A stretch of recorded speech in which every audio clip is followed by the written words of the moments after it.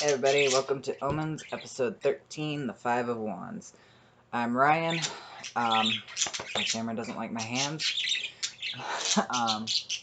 This creature in the background is Gabriel. And yeah, welcome to second week of December. Alright, so yeah, let's dive in.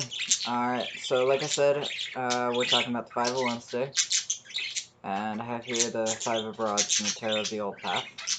So we're gonna use this card to start examining the meaning of the number 5.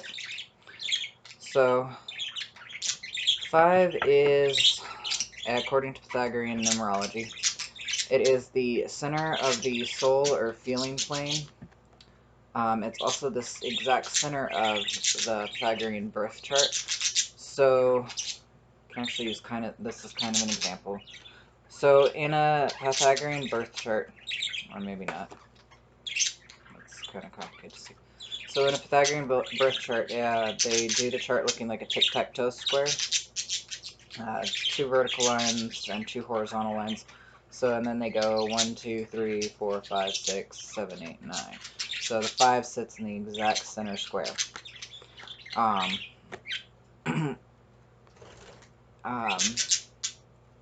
my train of thought.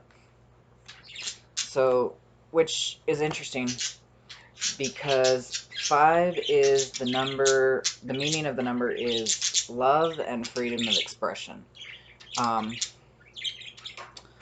I've heard quite a lot of 5 being kind of the conflict number. It's the number of change and movement and whatnot, but this is the first time I've really heard of it as the number of love and freedom of expression, though at the same time it makes sense, and I think that's what most people usually mean when they say it, because like I hear people say something about like numbers of change and whatnot. They're also often talking about 7 or 6 or something. It depends on who you ask as to what this number means, but I'm going with the book I have, so freedom and love. And because of where it's centered on the birth chart, it also kind of corresponds to the heart chakra, and just where it is not only on the chart, but also in the sequence of numbers, but from 1 to 9. You have 1, 2, 3, 4, 5, 6, 7, 8, 9. So you get 9, 8, 7, 6, 5. So it's exactly in the middle, which our heart chakra is exactly in the middle of all our chakras. So the interesting thing with it lying in the center of the birth chart is then it's the number of freedom and expression, but it's completely boxed in. It's in the exact center, so it's completely boxed in. No escape route, basically. Like all the other numbers around it kind of have open sides, at least one open side, but the number of freedom is boxed in. The explanation for that, which, as we continue, definitely corresponds to this 5 of Wands, is it's a representation of how freedom must be achieved by dismantling rigid barriers that seek to entrap us. So the only way we can really get to freedom is to bust through and break through the barriers that are entrapping us, which we can kind of see, especially in this one in the Tarot of the Old Path, which is very similar, which is kind of a common representation of what this 5 of Wands is all these guys are like stuck fighting each other. They're trying to get through, like he's trying to go this way, this one's trying to go that way, she's trying to get up there, and this one's trying to get over that way. But they're all in each other's way. And to get to their freedom, they're going to have to push through the barriers in their way. So that's kind of the number 5. Love, that kind of just more corresponds to the heart chakra. So the next basic part of this card I want to talk about is its representation of fire, and I have the good tarot for that. So fire, as we know, can mean many different things, and most people are like, oh yeah, it's all this right here. I want to try to apply it to each different card. So fire in the Five of Wands, or the Five of Fire in this one's case, would be kind of your uncontained fire. It's not a raging wildfire specifically, but it's like, oh shoot, something on the stove is burning, or ah shit, my candle just tipped over onto my altar cloth, let me smack it all out. It's that kind of fire. It's the stuff that goes, freedom, jumps, and you're like, oh, nope, back. That's kind of the Five of Fires, or the Five of Wands feeling for fire. It's that it's a little haphazard, uncontrolled, it wants to break free, but it's not really, you're still standing there watching it. It's not like you've left a candle burning at home, you come back and your apartment's burned down. No, this is, you were waving your arms wildly and knocked a candle over. That's this sort of fire, and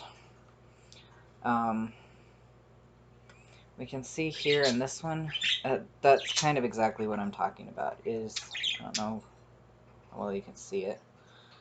That's her face right there. Yeah, you really can't see it. Well, either way, she's got very mischievous, I might be able to replicate it. She's got kind of this face on. Like, I know something you don't, and yeah, you think you can hold me down? Watch me.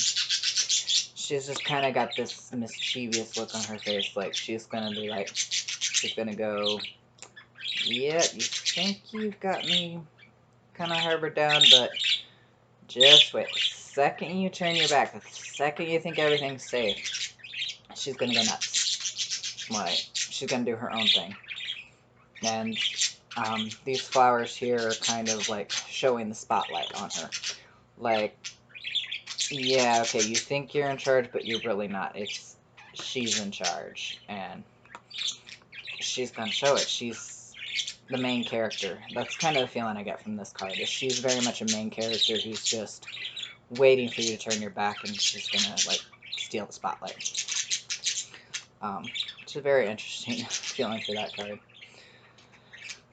Okay, trucking along here.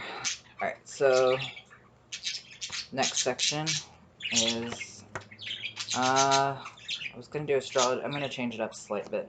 We're going to do celestial astrology first, so from my celestial deck. So according to the creator's celestial deck, the Five of Wands represents a quintile, or corresponds to a quintile aspect, which is, in astrology, it's the aspect of points or planets that are 72 degrees apart from each other, and they represent kind of a creative aspect, like they bring out the creation in each other. In the celestial, this one is corresponds with the second decan of Leo, which is in the contemporary they use based on the elements, corresponds to Jupiter or Sagittarius in Leo. So Leo is kind of that, like I was talking about with this character, in the spotlight. Just wants to be seen, wants to go, and then Sagittarius and Jupiter are... Jupiter is the planet of expansion, of philosophy, of let's grow, let's go do things, let's fill ourselves up. And then Sagittarius, of course, is philosophical, wants to learn, wants to know, wants to explore, wants to grow. So it's a lot of fire and growth there, and very, not in a bad way, but it could be a bad way, very self-centered. Not necessarily bad, but it could be. I actually don't like that for this card, and we'll go into it more with the next section on astrology and what they have for it, because that really makes no sense with this card, with it being Jupiter in Leo. Now the part of the part of this card that does kind of make sense and is a very different way of looking at it from pretty much every other deck, and way of doing it. And oh, I did discover the astrology I use with tarot and astrology is also used in other modes of the astrology with tarot. I read another book. So the constellation associated with this card is Crater, or the Cup. Some of the mythical associations with it are Dionysus's wine cup, so there's where we get the Jupiter. Medea's cauldron, which magic. Apollo's well, don't know that one, and the Holy Grail. So I can see kind of why they decided on Crater for this and the Holy Grail, because to get to the Holy Grail, which is kind of the fulfillment of stuff, you have to strive really hard, you have to overcome obstacles, you have to, a knight on a quest for the Holy Grail, excuse me, has a lot of challenges ahead. I haven't read the story of the quest of the Holy Grail from the Arthurian legends, unless you count Monty Python, which is fun. But that's kind of the gist of it. It's a quest. So the Five of Wands represents a quest in this case, and that what you're looking for is for that Holy Grail, that chalice to become fulfilled. And the chalice itself can either represent fulfillment and wholeness, or, and I think they mean this for the inverse, if it's empty, it's a drought and poverty. So fullness of life, drought and poverty. But either way, it comes with obstacles. It's like this case, you're empty and you've got a lot of obstacles to overcome. This way, it's like you've got some obstacles to overcome, but behind those obstacles, and with the way the wands are here, once you surpass those obstacles, you'll come to this fulfillment type deal. So yeah, that's this Five of Wands, which, like I said, Jupiter and Leo. I definitely get that meaning for this, and it's a very interesting meaning. It kind of plays along with the traditional meaning of there's obstacles, and you got to get past the obstacles. There's restrictions, barriers, all that. But alright, so the next part of it, the reason why I don't agree quite with the Celestial giving it Jupiter and Leo in the second deacon is very strongly explained in this next part, where it's most commonly associated with the first deacon of Leo. And I have my mystical cats to show us this. First deacon of Leo, which is in the Chaldean astrology, I believe, system that it's used, is ruled by Saturn. So this is Saturn in Leo. So Saturn is the planet of boundaries, limitations, restrictions, and then Leo, like I said, is very spotlight. Look at me, I'm the one in charge type deal. So the wish it was described to me was everyone here, every cat in here wants to be the center of attention. These are all kittens, and the reason they the artist and the author for this deck chose kittens is it's like, this is kittens play fighting. They're learning their hunting and fighting skills. It's not serious, there's no claws, they're not going to be harmed, and then the fire is held up by magical means overhead because, well, you don't want them rolling into the flames, knocking over the brazier and all that, and lighting their coats on fire.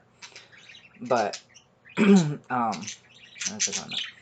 but they're all kittens. They're all very self-centered. Leos, they want to be the center of attention.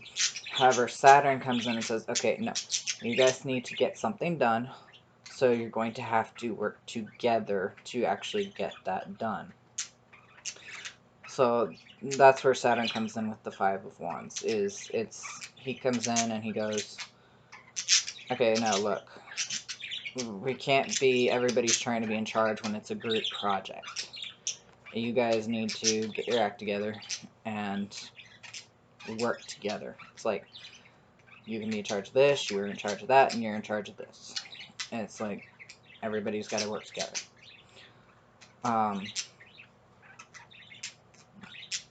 Excuse me. So, due to that, rivalries might ensue. I mean, everybody trying to be in charge and, like, no, we gotta work together. It's like, somebody's gonna try to... There's gonna be rivalries. It's like, somebody's gonna try to do better than somebody else, which...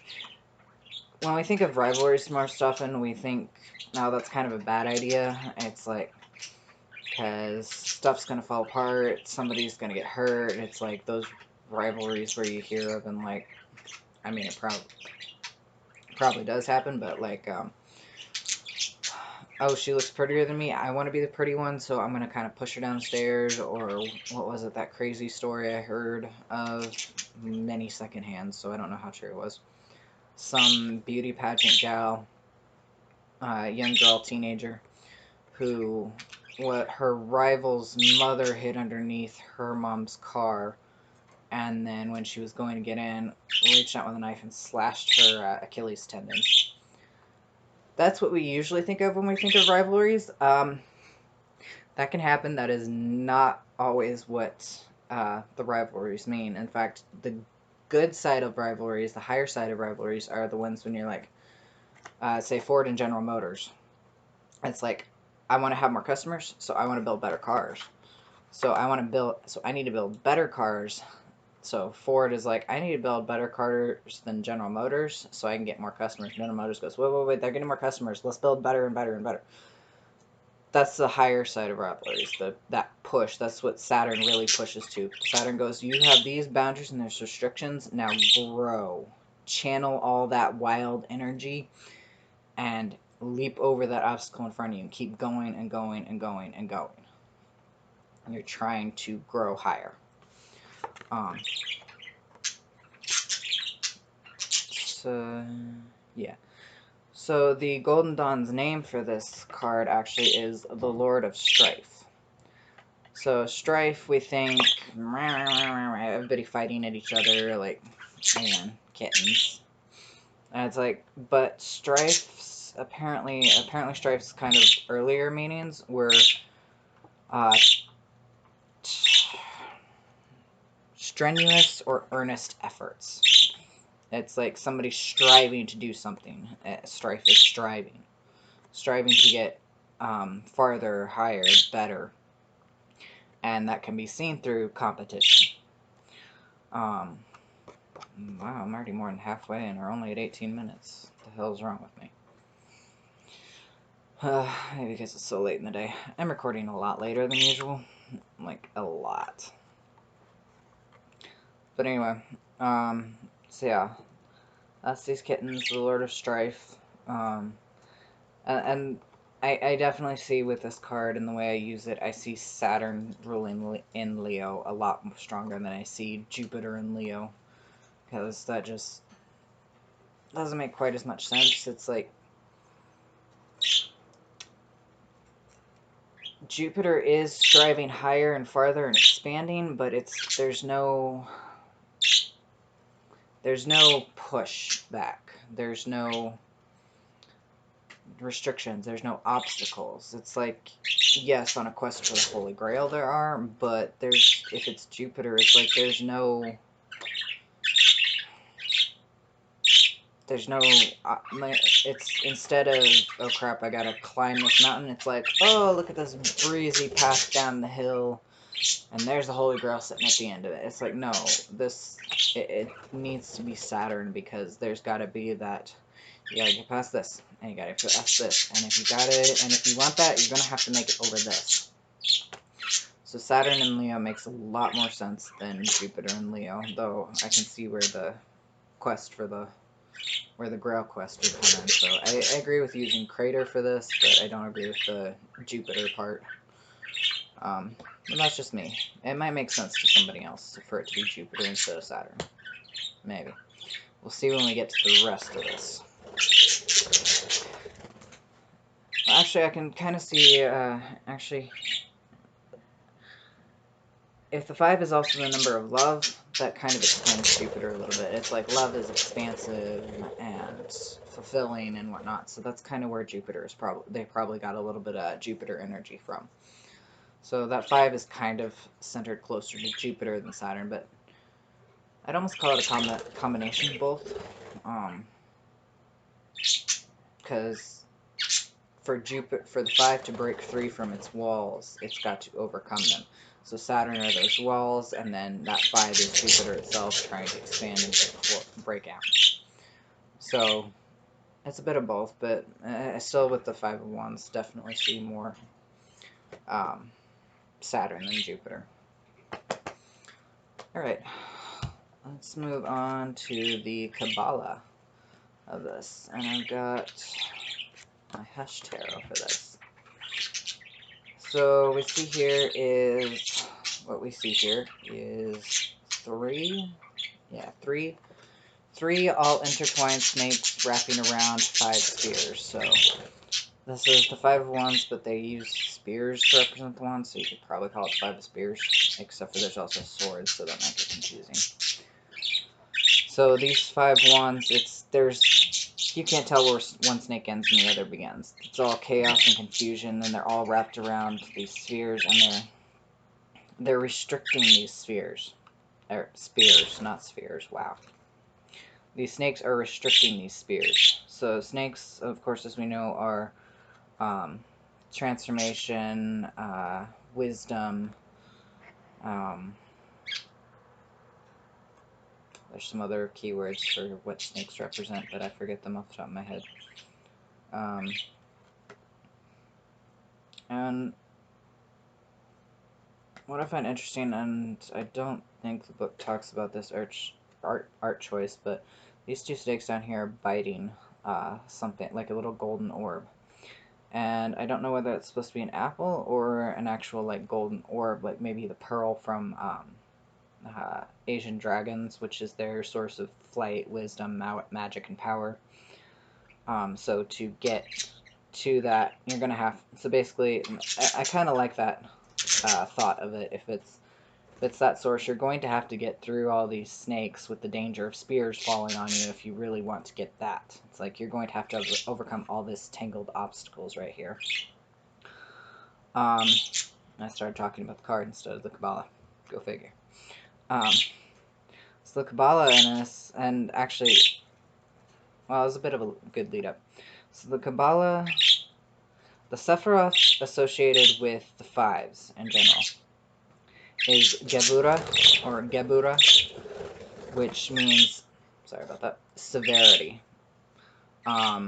It's also been known to mean fear and trembling and judgment, but judgment not in the you did something bad or this is your just punishment or whatever. No, judgment in the form of discrimination, when you're like going, should I really, would it really be a good idea to reach my hand just straight in this tangled mass and try to grab that ball? Would that really be a good idea? It's like, discrimination is, what can I do to distract that snake up there, keep these spears from falling on me, and get these 2 snakes to let go of that. Discrimination is judgment in the form of discrimination. So Gebura is severity. It's actually the middle of the pillar of severity on the tree of life, and that's why that pillar is named severity. It's the pillar of severity, and its balancing counterpoint is the pillar of mercy, which we talked about last month in the 4 of Wands. So we'll leave that one there. Excuse me, wow. So Gebura is actually part of the world of creativity, or Olam Beria. It's ruled by Mars, interestingly enough, which is, they call the Great Limiter. Or maybe Gebura is the Great Limiter. So Mars is seen as that Mars rules the tower. I'll put it that way. In the tarot, Mars rules the tower. Mars is that cutoff point. That no, you're not going over here. No, you're not doing this. I'm gonna shake this up. How you do it? It's like God of War. It's very destructive and chaotic, and that's what Gevura is about. It's severity. It's going, nope, nope. There's too much here. Cut it down. Tear it down. You only need this much, not all that. Which can make it a really hard place to be in, especially since it tends to be a challenge to the ego. It's a place where the ego gets told, no, you can't do that. And the ego goes, what? Why not? And the ego is Leo. So the astrological sign of Leo. Because Leo is actually ruled by the sun, which is represented by our center, by our self, which is a representation of ourself, I should say. Our core, our entire being. It's the center of the solar system, the center of ourself. So it's really in Leo, so it kind of gives you an idea of what Leo is all about. Leo is that very star of the show. My light is... I should not record so late. My light is not good at all. So sorry about the moving camera. Where was I? So then Gevura comes on, Mars comes along, chops off the excess that Saturn points out. Saturn goes, okay, nope, we don't need all this. We only need this much. And Mars comes in and goes, okay, chop it all off. We don't need that. Which, of course, the ego does not like. Let's be honest. Nobody likes being told that they're too much or... now, what would be a good example of that? Let me think. You know what? Nobody likes being told, you don't need 50 pounds of candy. Put about 40 of those back. It's like, you don't need 5 10-pound bags of candy. Put 4 of those back. That's that... Leo is that kid that goes, but Mom, I want the candy. I will eat it. Yeah, I know you will, but you don't need to eat that candy. So Mom sits there and goes, no. And Dad comes in and goes, okay, let me take all these, go put these back on the shelf. And the kid's like, but I want all the candy. And Mom's like, no, you only need this much. And if you keep complaining, you're not going to even get this much. It's like, that's Gevura, that's Mars and Saturn. And Leo all coming together to combine in Gevura, which is the limiter, basically the absolute. It's like, no. We need a cup to hold all the water that you need to actually drink. Which harkens back to the Celestial Crater. You need a cup to hold... You need a cup to hold all that fulfillment. And unlike in the Ace of Cups, the water is not spilling out everywhere. It's because you only need as much as can fit in here. You don't need a whole ton more. You don't need more than you can actually handle. Because if that kid eats 50 pounds of candy in one sitting, he's probably going to end up in the hospital. So Gevura is that cut, that limiter, that, no, we're stopping here, and we're going back to look over at this, we're going to do that. It's one of the greatest, according to, Tarot and Kabbalah, it's, one of the greatest and most severe blessings. It's limitations to restore balance. It's like, we only need so many of these. So this, that severity, that chaos and confusion. And we'll come back to some of this later. I haven't gotten to that part yet. But yeah, so to actually get what you want from here, you're going to have to stop fighting. stop these snakes fighting, calm them down somehow, and be very careful. You have to slow. You have to know your instructions. You have to know that it's probably a good idea to put on some sort of really tough, thick leather glove to grab this instead of just reaching in there with your bare hand. And maybe have somebody else grab the frickin' spears. Because that'd probably be a smart idea. We're not always smart. I probably would reach in there. And that's why I'd get bit. Alright. So, and then, moving on from there, the Kabbalistic angel associated with the Five of Wands is number 26, Ha'aya, which means God listening in concealment. So the hidden God, just kind of listening in, the eavesdropper, you could say. Ha'aya is a dominion, which is the 4th level down from the top of angels. The dominions are the ones that look like overly beautiful humans with large wings, and they're kind of in charge of giving out assignments to the lower angels type deal. So they get a step closer to Earth. And just in case you're wondering, I don't think that's actually his penis. It just looks really freaking weird the way the strip of cloth is wrapped around him. It just freaking comes around back behind and goes over, and the way it's folded, it looks like it's encasing. It's hilarious.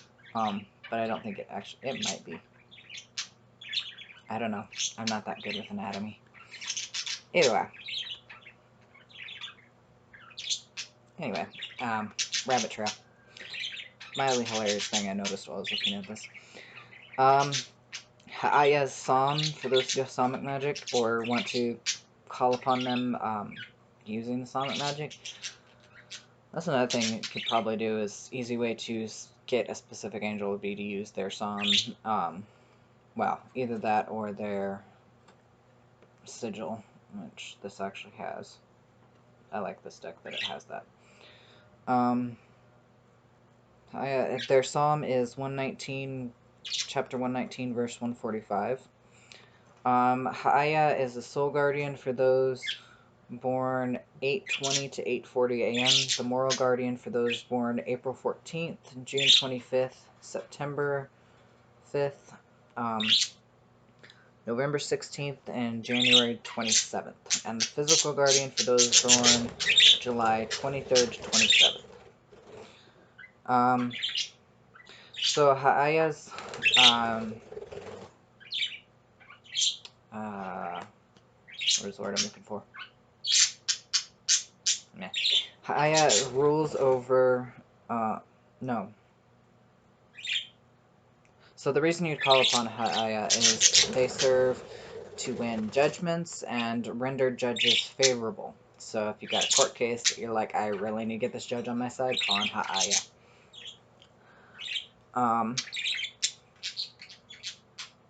They protect all those who seek the truth, and they also drive people to contemplate the divine. So that would probably be a good idea if you need to win a court case. You're like, hey, Ha'aya, could you please help me? And I'll start, maybe pick up as kind of a thank you, or even a give and take exchange before they win, or previous gratitude before they actually help you win the case, would be like, go pick up a book on whatever you consider divine, nature, or actual a book of myths, or any sort of philosophy having to do with spirituality, any sort of book on spirituality or divine whatever, because that's something else they push, is they push people to actually contemplate divinity, and whatever that may be. No,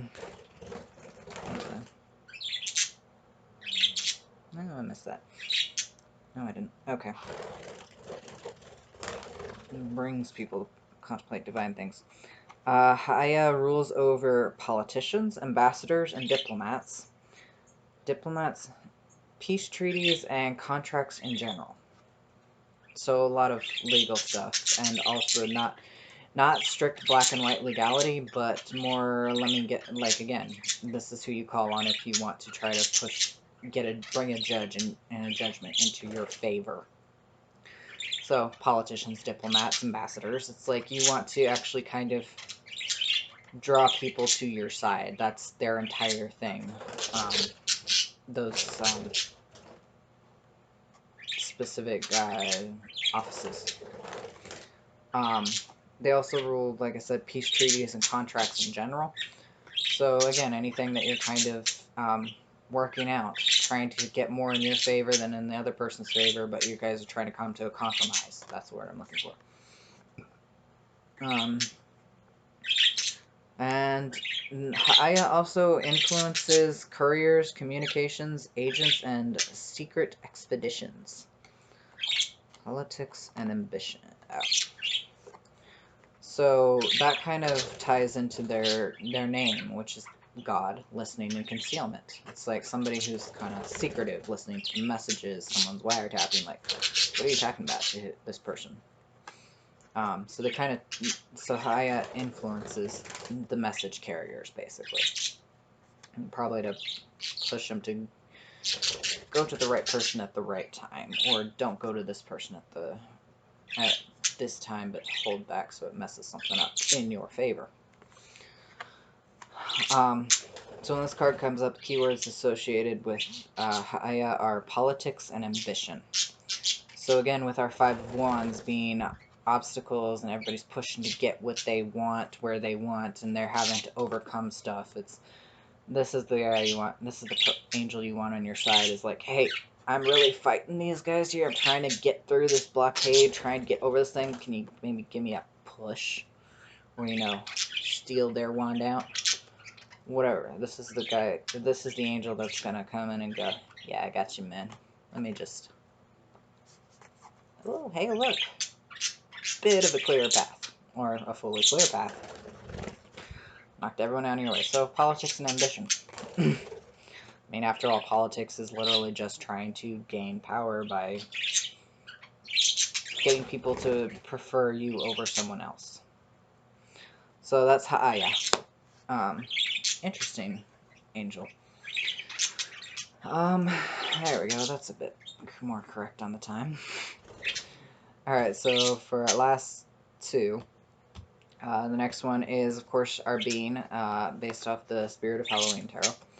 And the monster or being they associated with the Five of Wands is the Chimera. And why is it going? There we go. Nope. There we go. So, the Chimera. So, this is a interesting representation because they forgot the goat's head. So, a Chimera usually is basically either a lion's head or front body.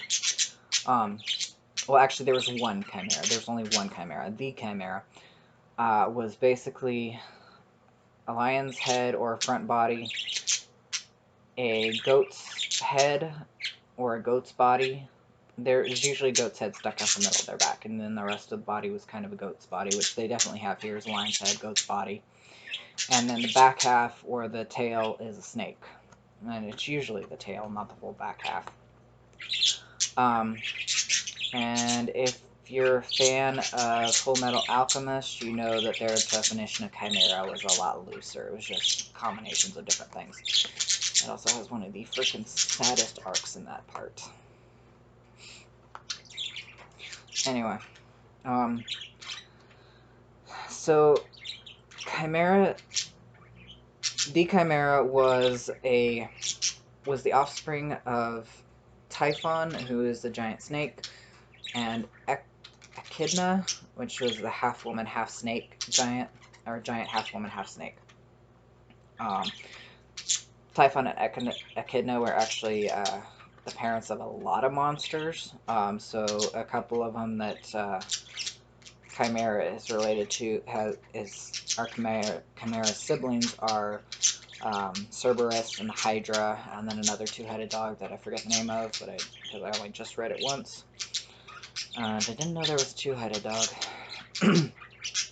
So, Chimera terrorized Lycia. I do not know where that was. Somewhere in the Mediterranean. Not in Greece, apparently. So, and the Chimera is actually female. So, the lion's mane, apparently the way they drew it, and I didn't know this, is they draw female lions with the mane cropped kind of close and the ears showing. And then male lions were like full mane, no ears showing. Which isn't true to reality, but close enough. So, basically, the Chimera, she terrorized Lycia, and then at one point the hero Bella... Nope, not over there. Bellerophon, the hero Bellerophon, who was able to tame Pegasus, actually, came by and killed Chimera while riding Pegasus to free the kingdom of Lycia from her terror, her reign of terror, basically. And there's two stories as to how he did it. He either shot arrows from a striped Pegasus back, or he took he had a spear and had a lump of lead on the end, and he just held it close enough to Chimera that he was out of the way of the fire breathing, but the fire melted the lead, and the molten lead dripped down into Chimera's mouth and killed her that way. Which sounds like it would slightly cooler, but it would also be a lot harder than just shooting arrows at something. But, whichever way you like. So, that's the story of Chimera. Chimera has since come to represent as a symbol, or as whatever. It's something that we're like, that's something completely fantastical, so out of the way that it's like, it's not even anything fantastical, unproven, or non-existent. It's like, and that's what it's come to symbolize. Now, fun trivia fact though, there are actual human chimeras, and I've heard of at least one of them before, from an interesting story of a lady who, and it gained popularity. You might have heard of it, of a lady who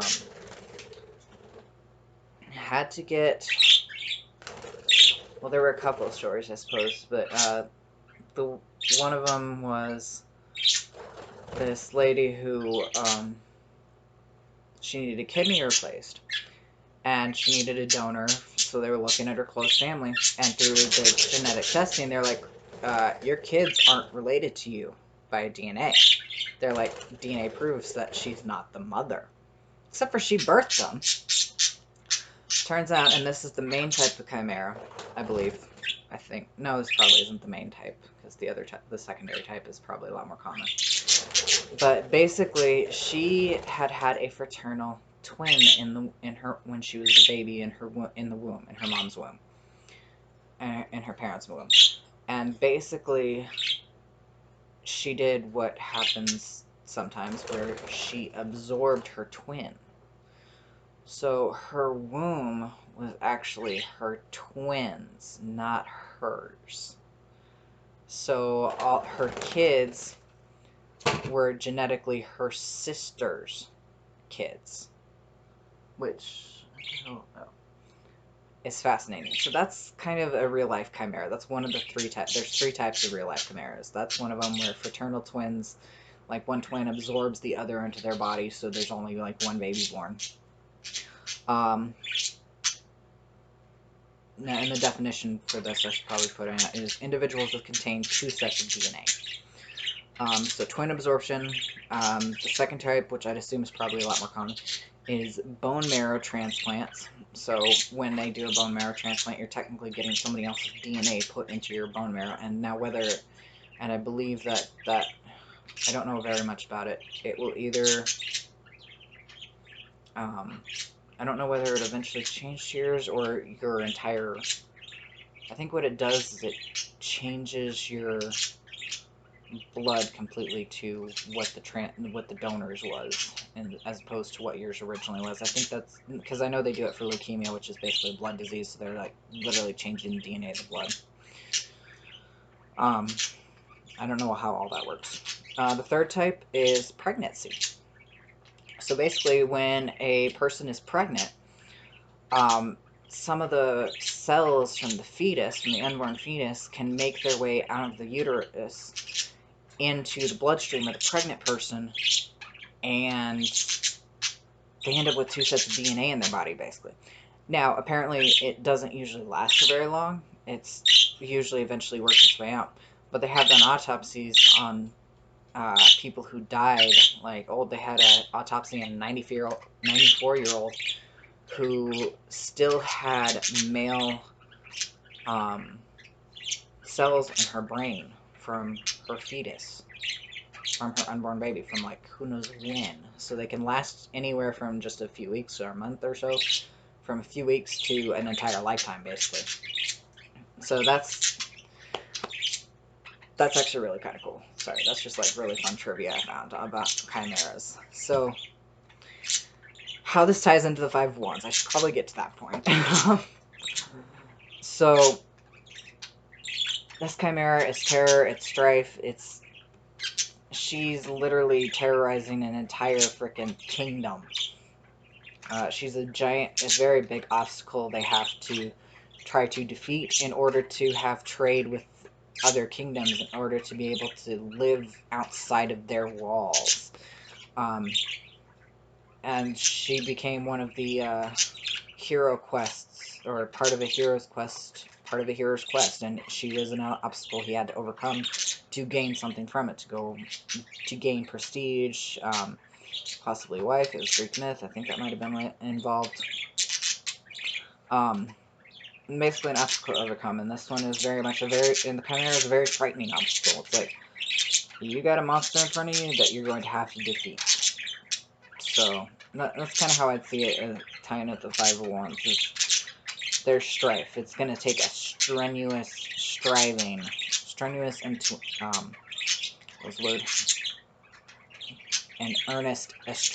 earnest effort to overcome this freaking monster in front of you, to gain whatever it is you're striving for. So that's where chimera comes in, as 5 of Wands. Alright, so, again, kind of got the hint of what exactly the 5 of Wands meaning is. So, there's a couple ways of reading it. And I got my vice versa here. There's a couple ways of reading it, and they're both put really well on this card, actually. So the first, so one of the first ways of reading it is competition.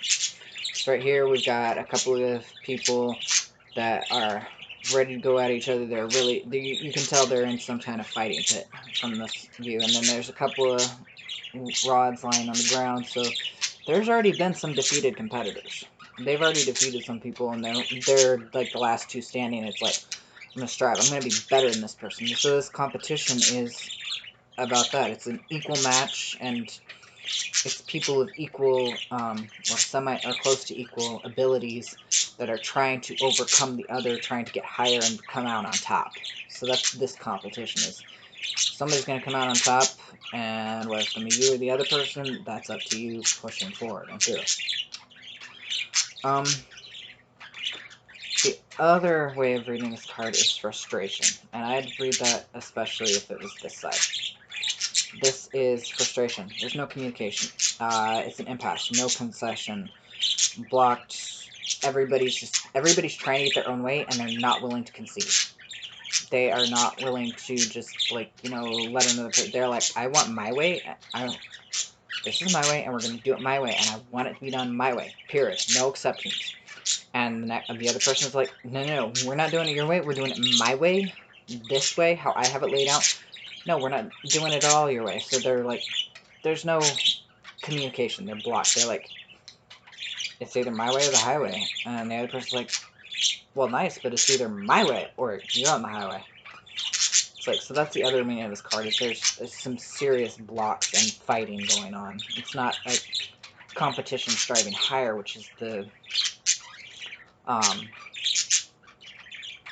it's not a competition striving higher, it's literally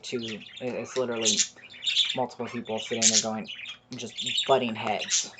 This is a butting heads. There's no compromise. They don't want there to be a compromise. There's all that fire back there, it's about to blow up. It's a volcano. They're butting heads and they're about to erupt. Some other parts of this that I got from the Kabbalah book, and I forgot to put, Dissent and Divisiveness, Perception, some other ways of seeing this card, which I hadn't thought of.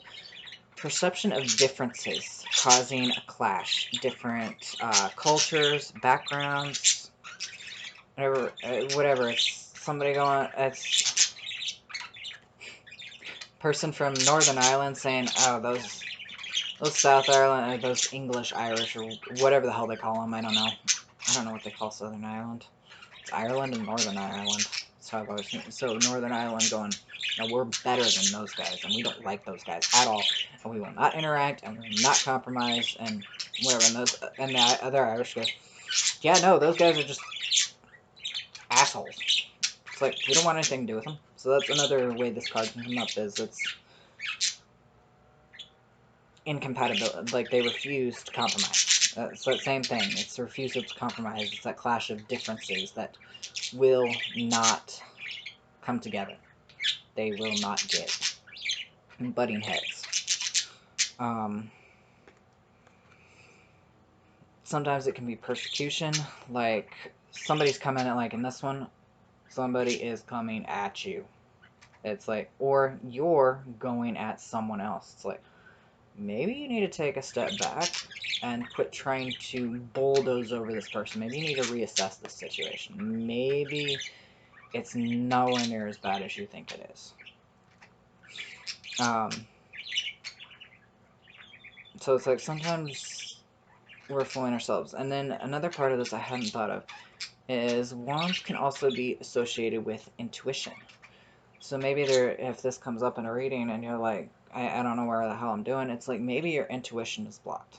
Maybe you can't actually get through the block. Maybe you're butting heads with yourself. Also into, what? I don't know what I wrote there. It's a block of intuitive function. Like, maybe your intuition, maybe you're blocking yourself. Maybe something else is blocking you. But the reason you can't really, like, hear anything, whether you're not sure as to what the hell is talking in your head, is like, there's too many too many people talking. It's like, wait, which of you is my intuition? Like, I don't know whether this is paranoia or fear or intuition or just my brain, whatever's going on. Like, sometimes if your head is so overcrowded, you're not sure. That sometimes maybe it's so overcrowded and you can't tell what is what. So this might come up in that respect too. Another slightly more literal meaning, might be something to do with sexual conflict.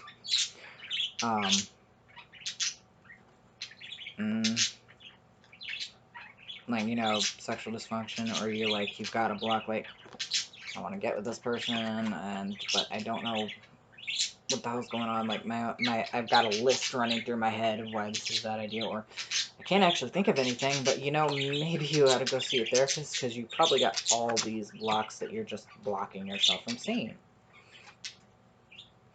So, if that came up in some sort of sexual reading, that's what I say. It's like, you got something blocking you from really getting to know yourself sexually.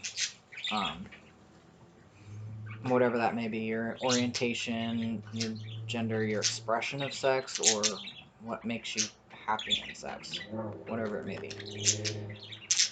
But that's the main meaning of this card, is there's either a competition, either way, there's some sort of block, competition, frustration, whatever it is, you're not getting anywhere because there's a headbutt going on.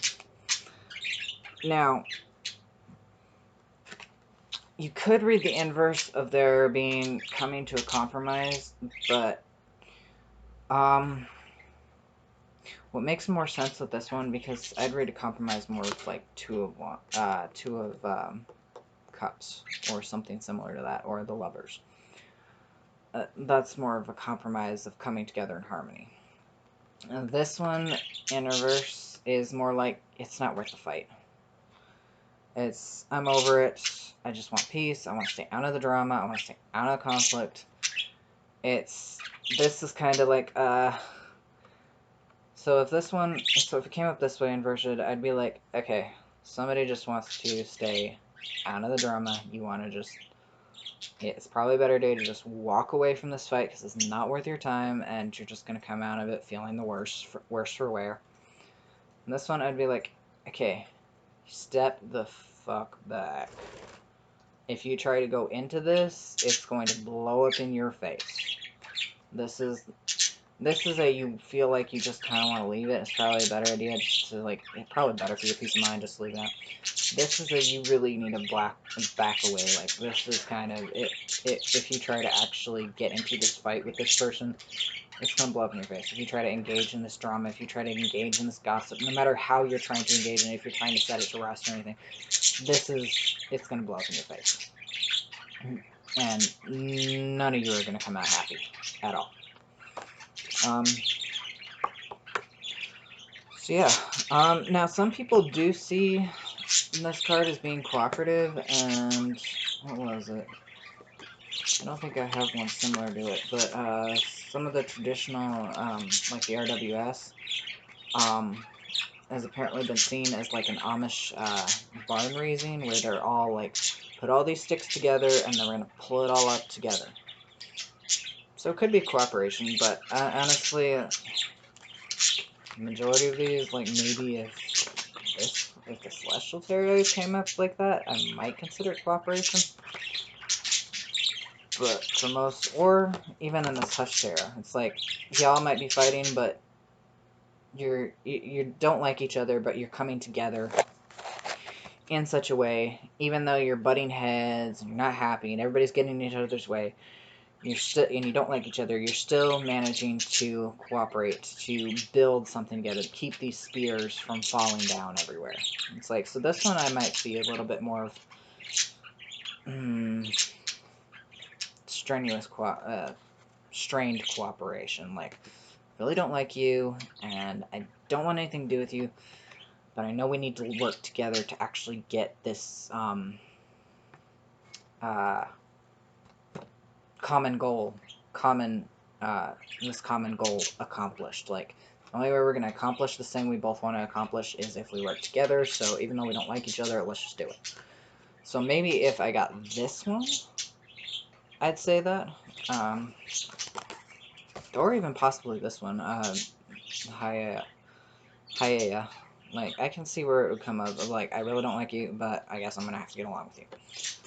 Most of these, however, it's going to be, you gotta overcome this, or run away, because there's a giant fire-breathing lion goat snake monster that wants to eat your face. Either way. Alright, and we're sitting at about an hour, a little under. And that's the Five of Wands. All the different parts of it. Sorry about the camera blurring and sharpening and blurring and sharpening. I'm going to try to make sure I don't record this light again, because I kind of use some of the outside light, and, well, at this point, it's on the other side of the building. So, not a good idea. Anyway, yeah, thanks for being here. Thanks for sticking it out with me through this.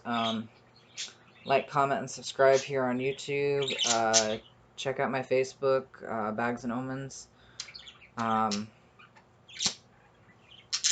I'll actually have links up at the end of this video. I've put together kind of an end screen that has all the links to, I don't think, they won't be active hyperlinks.